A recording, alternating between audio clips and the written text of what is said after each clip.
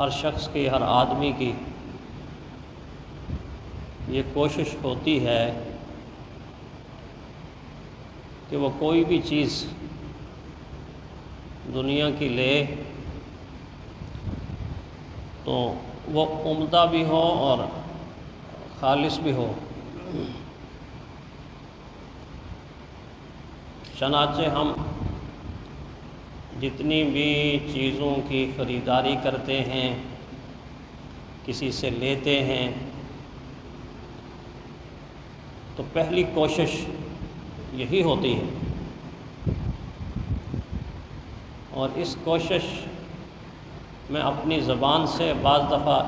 اظہار بھی کرتے ہیں، کہتے بھی ہیں۔ جس سے ہم نے چیز خریدنی ہوتی ہے، لینی ہوتی ہے، اس کو بعض دفعہ ایک بار نہیں بلکہ بار بار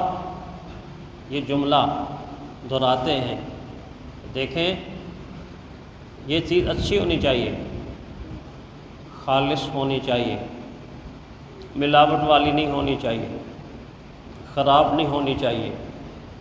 اس کی کوالٹی ہلکی نہیں ہونی چاہیے۔ کتنا دھیان رکھتے ہیں، اور یہ دھیان رکھنا ضروری ہے، رکھنا بھی چاہیے۔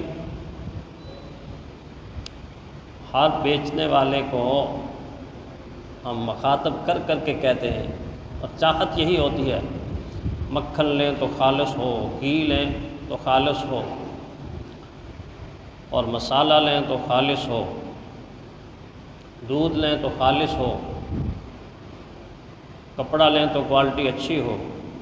گاڑی لیں تو بہترین اور عمدہ کوالٹی ہو۔ بار بار کہتے ہیں، کہیں 2 نمبر چیز نہ ہمیں دے دینا۔ 2 نمبر چیز اور ناخالص چیز اور ملاوٹ والی چیز مجھے اور آپ کو قبول نہیں، اور قبول ہونی بھی نہیں چاہیے۔ لیکن رک کر کبھی سوچا کہ جب مجھے اور آپ کو 2 نمبر چیز قابل قبول نہیں، ناخالص چیز قابل قبول نہیں، ملاوٹ والی چیز قابل قبول نہیں، گھٹیا درجے کی چیز قابل قبول نہیں، اللہ تعالیٰ کی ذات کو کیا عبادت میں اس درجے کی عبادت جو اس کی شایان شان نہ ہو وہ قابل قبول ہو جائے گی؟ جبکہ اس نے خود قرآن حکیم میں تاکید کی ہے کہ عبادت کرنی ہے تو خالص کرو،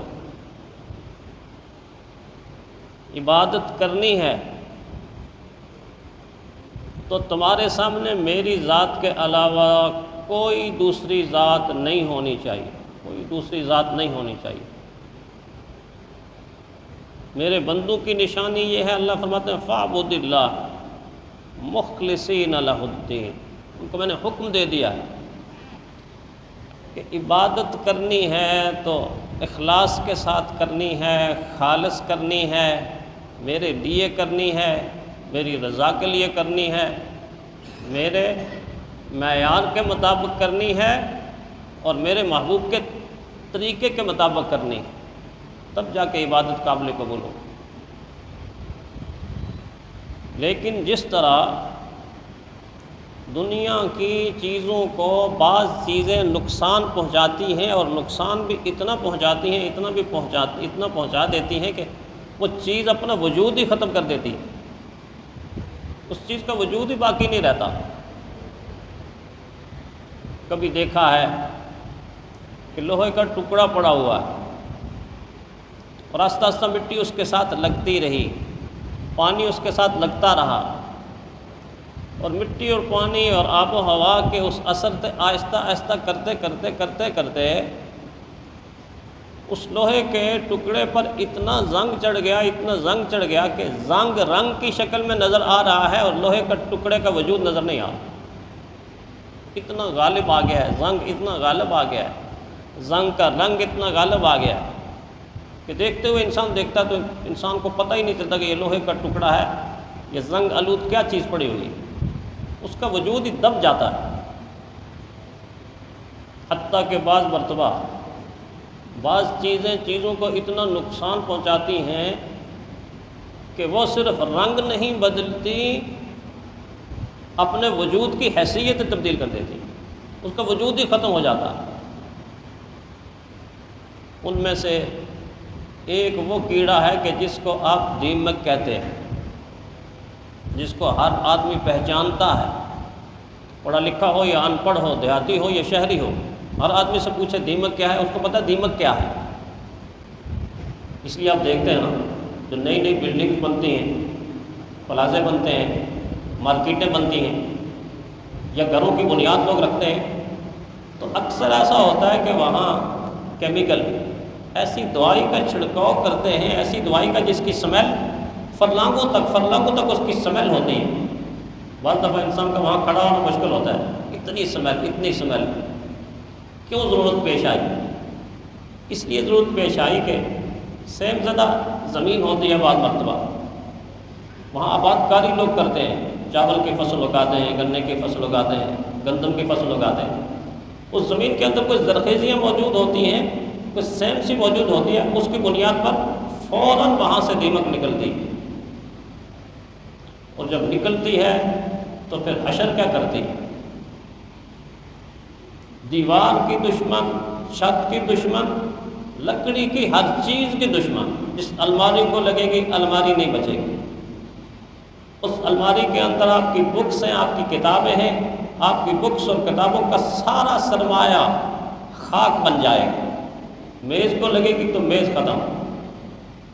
لکڑی کی بنی ہوئی کسی چیز کو جب وہ لگتی ہے اور آہستہ آہستہ آگے چلتی ہے تو اس کے وجود کا خاتمہ کر دیتی ہے۔ یہ سادہ سی مثال ہے، بالکل اسی طرح جس طرح خالص لکڑی کو، اخروٹ کی لکڑی کو اور ٹالی کی لکڑی کو، جو لکڑیاں کہتے ہیں نا یہ بڑی بڑی پائیدار لکڑی ہے، یہ مضبوط لکڑی ہے، لوگ اس کا ڈیمانڈ کر کے فرنیچر بنواتے ہیں، ایسی لکڑیاں، ریشم کی لکڑی، ایسی لکڑی کو جب لگتی ہے مضبوط ترین لکڑی کو، تو ایک وقت ایسا آتا ہے کہ انسان اگر یوں اس کی طرف ہاتھ بڑھائے تو مٹی اور خاک ہاتھ میں آ جاتی ہے، لکڑی ہوتی نہیں۔ بالکل اسی طرح میرے اور آپ کے مضبوط ترین اعمال، نماز، روزہ، حج، زکوٰۃ، صدقہ، خیرات، ذکر، تبلیغ، ساری کی ساری یہ عبادات، اس میں جب ایک کیڑا داخل ہوتا ہے تو یہ ساری کی ساری عبادات مٹی بن جاتی ہیں، خاک بن جاتی ہیں، اپنا وجود کھو دیتی ہیں، کوئی ان کا وجود باقی نہیں رہتا۔ اور اس کیڑے کا نام دیمک نہیں، اس کیڑے کا نام ہے ریا، دکھلاوا، تصنع، بناوٹ۔ یہ ایسا ریا کا کیڑا ہے کہ بس دل کے اندر یہ خیال پیدا ہو گیا، میں جو عبادت کر رہا ہوں دوسرا دیکھ کر کیا کہے گا۔ اب ہے تو ہلکا سا خیال ہے، معمولی سا خیال ہے، لیکن یہ خیال اتنا نقصان دہ ہے، اتنا نقصان دہ ہے کہ حضرت علی فرماتے ہیں دو چیزیں ایسی ہیں جو اعمال کو برباد کرتی ہیں، اعمال کے وجود کو ہلاک کر دیتی ہیں، تباہ، برباد، ہلاک، صفایا کر دیتی ہیں۔ ایک فرمایا مال و دولت کی ہرس، ہرس، ہرس، ہرس، اور دوسرا فرمایا اپنی تعریف سننے کی خواہش، اپنی تعریف سننے کی خواہش۔ میں جو عمل کر رہا ہوں لوگ دیکھ کر کیا کہیں گے، لوگ دیکھ کر میری تعریف کریں گے، اور بس لوگوں کو دکھانے کے لیے صبح سے شام تک انسان لگا رہتا ہے۔ اس گناہ نے فتنے کا روپ دار لیا ہے۔ پہلے ہوتے تھے گناہ، ایک ایک آدمی میں ہوتا تھا، کہیں کہیں کوئی گناہ نظر آتا تھا، اس گناہ سے متاثر کوئی آدمی نظر آتا تھا۔ اب گناہ کی صورت میں نہیں، گناہ طوفانوں کی صورت میں، آندھیوں کی صورت میں گناہ، اس کی لپیٹ میں ہر عمل کرنے والا، نیک سے نیک، متقی، پرہیزگار، تہجد پڑھنے والا، ذکر کرنے والا، تلاوت کرنے والا، سجدے کرنے والا، رکوع کرنے والا، اللہ کی راہ میں خیرات کرنے والا، ساری کی ساری اچھی عبادات کرنے والا، لیکن وہ ان ساری کی ساری عبادات پر پانی پھیر دیتا ہے جب یہ خیال پیدا ہوتا ہے کہ لوگ دیکھ کر کیا کہیں گے، لوگ دیکھ کر واہ واہ کریں گے۔ کہ زمانہ جو دور گزر رہا ہے اس دور میں یہ گناہ ڈیمانڈ کر کے لیا جا رہا ہے، مانگ کے لیا جا رہا ہے، اچھا مجھے پسند کرو، اچھا مجھے پسند کرو، اچھا مجھے لائک کرو، اچھا میرے فالوور بن جاؤ، اچھا مجھے مان لو، اچھا مجھے اچھا کہہ دو۔ فی زمانہ وہ گناہ جو دل کے اندر پیدا ہوتا تھا اس نے ظاہراً ایسا روپ ڈال لیا ہے کہ ہر انسان یہ ڈیمانڈ کر رہا ہے کہ مجھے مانو، مجھے مانو، مجھے مانو، جبکہ دین یہ کہتا ہے کہ مومن کی شان یہ نہیں ہے کہ مجھے مانو، مومن کی شان یہ ہوتی ہے کہ وہ اللہ کے بندوں کو کہتا ہے اللہ کی ذات کو مانو، اللہ کی ذات کو مانو۔ مجھے مانو تو فرعون نے کہا تھا انا ربکم الاعلی، موسیٰ علیہ السلام نے تو یہ نہیں کہا، موسیٰ علیہ السلام نے تو اس سے یہ کہا ان ادوا الی عباد اللہ، ان ادوا الی عباد اللہ۔ یہ اپنی غلامی میں جکڑے ہوئے یہ لوگوں کو، کہ بنی اسرائیل کو غلامی کی زنجیروں سے آزاد کر کے میرے حوالے کرو، میں ان سے کیا کام لوں گا؟ ان کا عبادت کا رشتہ اپنے خالق سے جوڑو، اپنے پروردگار سے جوڑو۔ گویا مومن کی شان یہ ہے کہ وہ آدمیوں کو، انسانوں کو، لوگوں کو، معاشرے کو پروردگار سے جوڑتا ہے۔ لیکن منافق کی علامت یہ ہے کہ منافق اپنی ذات کو نمایاں کرتا ہے، اپنی ذات کو نمایاں کرتا ہے۔ اس کے کام کے اندر اگر نہیں ہوتی تو اللہ کی رضا نہیں ہوتی،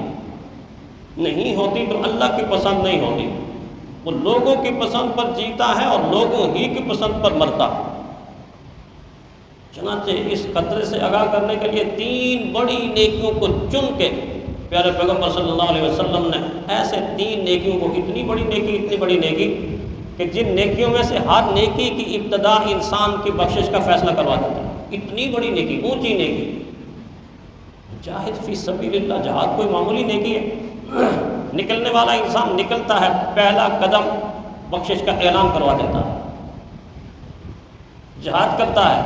زخم لگتا ہے، پہلا قطرہ جنت کا مالک بنا دیتا ہے۔ اتنا بڑا عمل، اتنا بڑا عمل، لیکن فرمایا ایک وہ وقت بھی آئے گا جب لاکھوں انسان میدان محشر میں ہوں گے جو دنیا میں کٹے ہیں اور ان کے جسم کے ٹکڑے ہو گئے، اور قیامت کے دن اللہ تعالیٰ سوال کر بیٹھیں گے، بتاؤ کیا ہوا؟ اللہ جی تیری راہ میں نکلے، جہاد کیا اور جسم کے ٹکڑے کروا دیے،